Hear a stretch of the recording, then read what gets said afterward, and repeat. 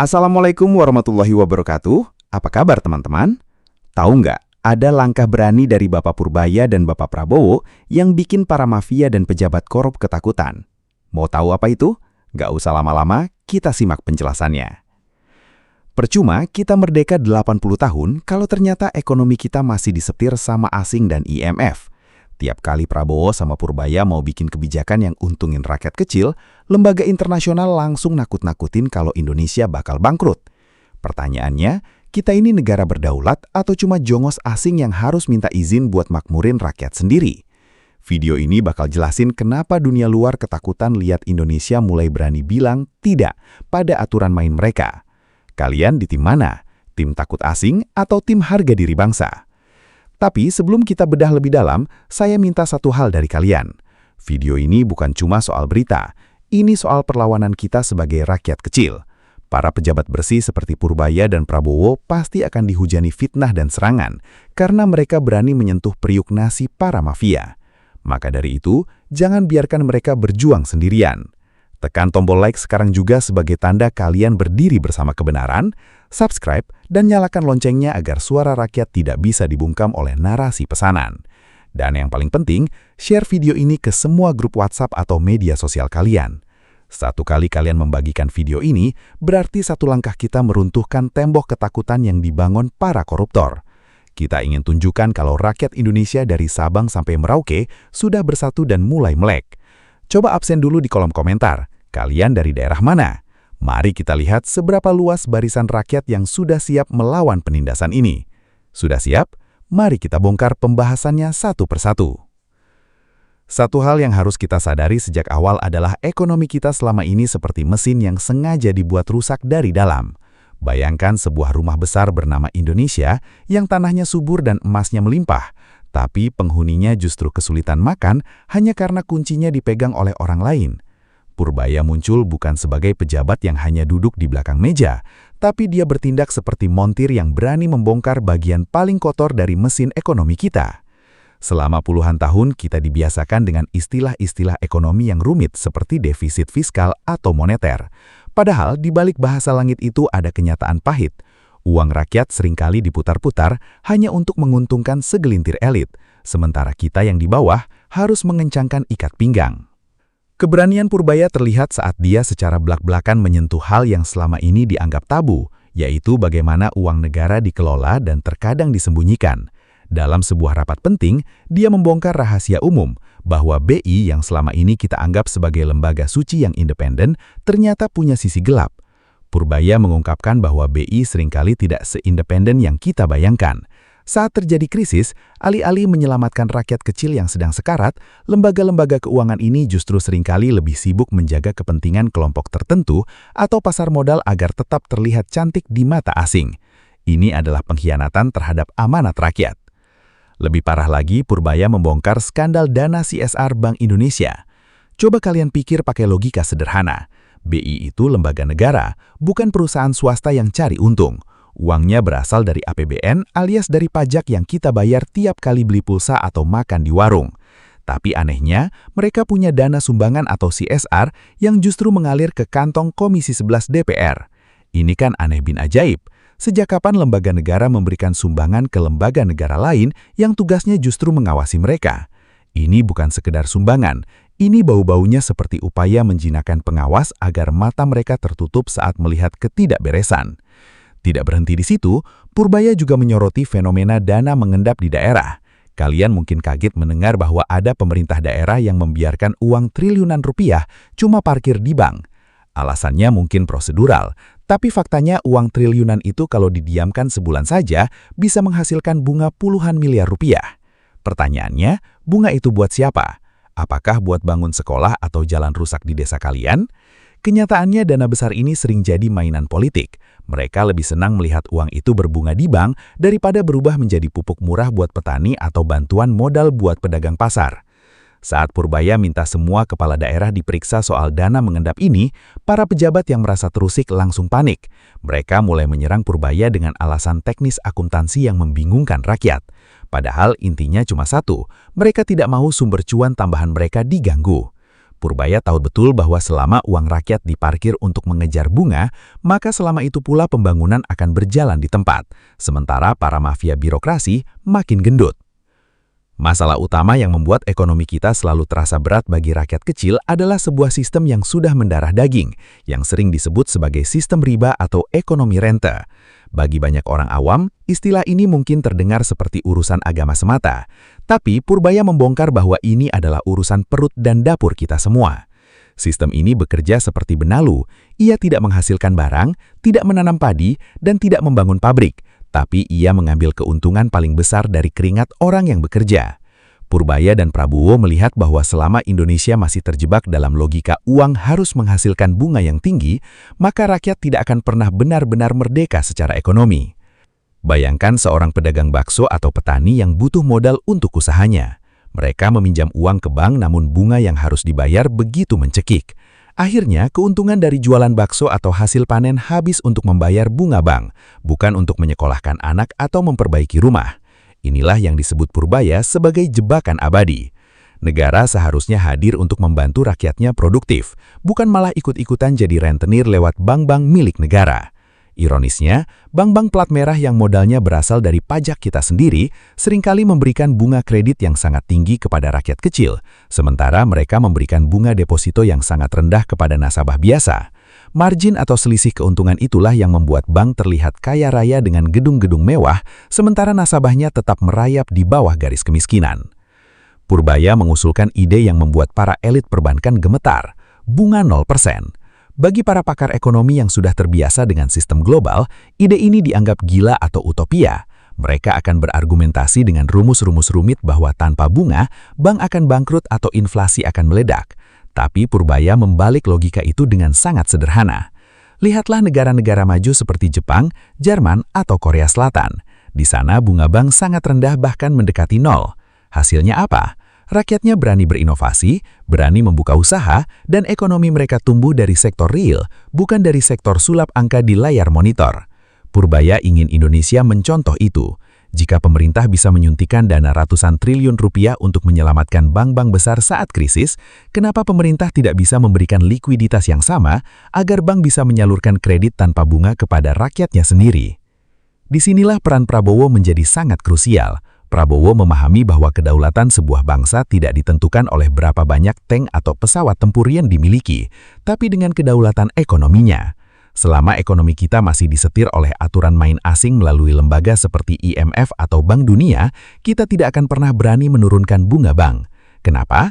Karena sistem global memang didesain agar negara berkembang seperti Indonesia tetap menjadi pengutang abadi yang setiap tahunnya menyisihkan ribuan triliun rupiah hanya untuk membayar bunga utang luar negeri. Prabowo memberikan perlindungan politik kepada Purbaya untuk memutus rantai ketergantungan ini. Ia ingin uang negara kembali ke fungsi aslinya sebagai alat untuk menyejahterakan rakyat, bukan sebagai komoditas yang diperjualbelikan demi keuntungan segelintir pemilik modal. Perlawanan terhadap visi ini tentu sangat dahsyat. Para mafia perbankan dan pemain di pasar modal mulai panik. Jika bunga bank jadi 0%, maka margin keuntungan raksasa mereka akan hilang. Jatah uang belakang yang biasa mengalir ke oknum-oknum pejabat juga akan kering. Oleh karena itu, mulailah muncul narasi-narasi di media massa yang mencoba menjatuhkan Purbaya. Ada yang bilang dia tidak paham prosedur, ada yang menuduh dia kebijakannya akan menghancurkan iklim investasi, bahkan ada yang mencoba membenturkannya dengan lembaga negara lain. Ini adalah strategi klasik. Ketika sistem yang menguntungkan mereka diganggu, mereka akan menggunakan jargon stabilitas ekonomi untuk menakut-nakuti rakyat. Padahal stabilitas yang mereka maksud adalah stabilitas kantong mereka sendiri, bukan stabilitas dapur rakyat. Rakyat seringkali dibuat tidak berdaya dengan istilah investasi asing. Kita selalu ditakut-takuti bahwa jika kita tidak patuh pada kemauan pasar internasional, maka investor akan kabur dan kita akan bangkrut. Tapi Purbaya mengajarkan kita satu hal penting.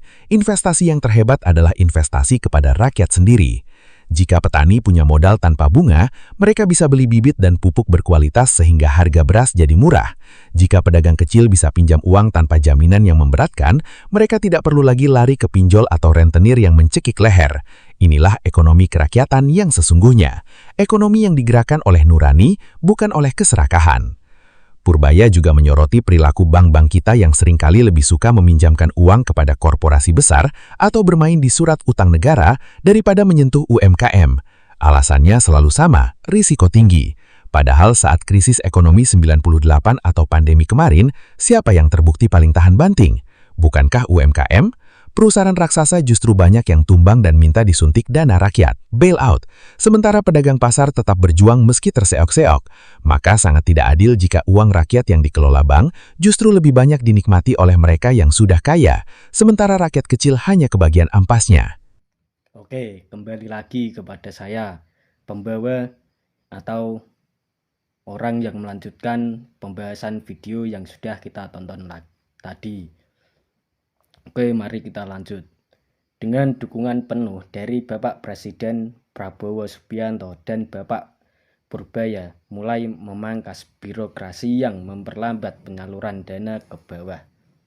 Ia ingin memastikan bahwa setiap rupiah yang keluar dari kas negara benar-benar sampai ke sektor produktif.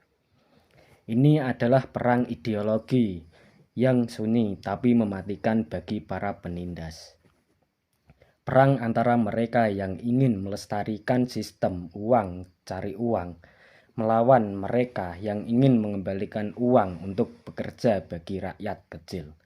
Rakyat kecil mulai melek dan sadar bahwa selama ini mereka telah dibohongi oleh sistem yang terlihat sopan namun sebenarnya sangat kejam. Kesadaran kolektif inilah yang paling ditakuti oleh para mafia. Ketika rakyat kecil sudah paham bahwa kemiskinan mereka bukan karena kurang kerja keras, tapi karena ada sistem yang terus-menerus menguras keringat mereka melalui bunga dan biaya-biaya siluman. Maka gerakan perubahan ini tidak akan bisa dibendung lagi. Menghadapi serangan yang datang dari berbagai arah, baik dari arah dalam negeri maupun dari tekanan internasional, Bapak Presiden Prabowo dan Bapak Menku Purbaya menunjukkan bahwa kedaulatan sebuah bangsa bukan hanya soal baris berbaris atau pidato di dalam podium. Kedaulatan sejati adalah ketika sebuah negara punya nyali untuk berkata tidak pada sistem yang tidak adil, meskipun resikonya yang dihadapi sangat besar. Disinilah kita melihat terjadinya pergeseran besar dalam cara pemerintah mengelola harga diri bangsa lewat ekonomi. Selama puluhan tahun, mentalitas pejabat kita seringkali adalah mentalitas peminta-minta atau penurut. Setiap kali ada kebijakan ekonomi, yang pertama kali ditanya bukan apakah ini menguntungkan rakyat kita, tapi apa kata dunia internasional atau bagaimana reaksi pasar asing.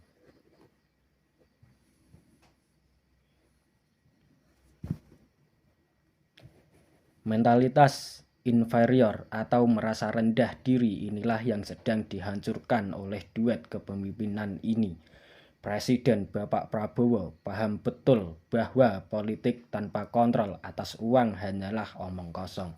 Jika seorang presiden ingin membangun swasembada pangan tapi bank-banknya masih dikendalikan oleh logika bunga tinggi yang mencekik petani, maka swasembada itu hanya akan jadi mimpi di atas kertas. Oleh karena itu, ia memberikan perlindungan penuh kepada Bapak Purbaya untuk bertindak sebagai eksekutor yang bertangan dingin. Bapak Purbaya mulai membedah satu persatu aturan yang selama ini membelenggu gerak ekonomi kita. Ia menolak narasi bahwa Indonesia harus terus bergantung pada utang luar negeri untuk membangun infrastruktur. Baginya, Indonesia itu kaya, hanya saja kekayaannya selama ini bocor ke luar negeri atau tersumbat di kantong para korupsi. Jika kebocoran ini ditutup dan uang rakyat dikelola dengan jujur, kita sebenarnya punya modal yang lebih dari cukup tanpa harus menjilat ke lembaga keuangan global. Namun, Jalan menuju kemandirian ini tidak pernah mulus. Begitu kebijakan ekonomi kita mulai bergeser ke arah kepentingan rakyat, hantu stabilitas investasi langsung dimunculkan oleh para kaki tangan asing di dalam negeri. Mereka menakuti rakyat dengan mengatakan bahwa nilai rupiah akan anjlok atau investor akan lari jika kita terlalu berani melawan arus global. Ini adalah bentuk penjajahan gaya baru, yaitu penjajahan lewat opini dan rasa takut. Bapak Purbaya menanggapi ini dengan sangat tenang. Ia menjelaskan kepada publik bahwa pasar modal yang terlihat hijau atau angka pertumbuhan ekonomi yang tinggi tidak ada artinya jika rakyat di pasar-pasar tradisional masih kesulitan membeli beras. Pertumbuhan ekonomi yang selama ini dibanggakan seringkali hanyalah pertumbuhan di atas kertas yang dinikmati oleh 1% orang terkaya, sementara 99% sisanya hanya menonton. Satu poin penting yang ditekankan dalam gerakan ini adalah penguatan sektor real. Purbaya ingin mengalihkan fokus ekonomi dari sektor keuangan yang penuh spekulasi, di mana orang bisa kaya hanya dengan memutar uang di saham atau obligasi, kembali ke sektor yang benar-benar menghasilkan barang dan jasa. Ia ingin melihat uang negara mengalir deras ke sawah-sawah, ke bengkel-bengkel kecil, ke pabrik-pabrik pengolahan hasil bumi, dan ke tangan para kreatif muda. Kenapa? Karena sektor real inilah yang menciptakan lapangan kerja yang nyata, bukan sekedar angka di layar bursa efek. Jika sektor real kuat, maka fondasi ekonomi kita akan kokoh. Kita tidak akan mudah goyah hanya karena ada krisis di Amerika atau gejolak di Eropa, karena kita punya daya beli dan produksi sendiri. Di balik layar birokrasi terjadi perang sunyi yang sangat sengit. Bapak Purbaya harus berhadapan dengan para pejabat yang sudah terlalu nyaman dengan sistem lama. Para pemain ini biasanya sangat mahir dalam menggunakan jargon-jargon birokrasi untuk memperlambat perubahan. Mereka akan bilang bahwa kebijakan Bapak Purbaya perlu dikaji ulang atau tidak sesuai prosedur. Padahal prosedur yang mereka maksud seringkali adalah prosedur yang sengaja diciptakan agar mereka tetap kita yakin di balik wajah lelah mereka karena menguras jatah bunga bank. Tersimpan niat yang sangat bersih, sebersih kwitansi fiktif yang dikelola dengan rapi. Terima kasih teman-teman yang sudah menyimak sampai akhir. Jangan lupa dukung channel ini, Bincang Negara, karena channel ini saya buat untuk kita bersuara, untuk rakyat kecil bersuara. Apa hikmahnya? Tentukan sendiri, jangan lupa bersatu, jangan mudah diadu domba. Pantau terus semua berita yang kami sajikan. Semoga bermanfaat. Terima kasih.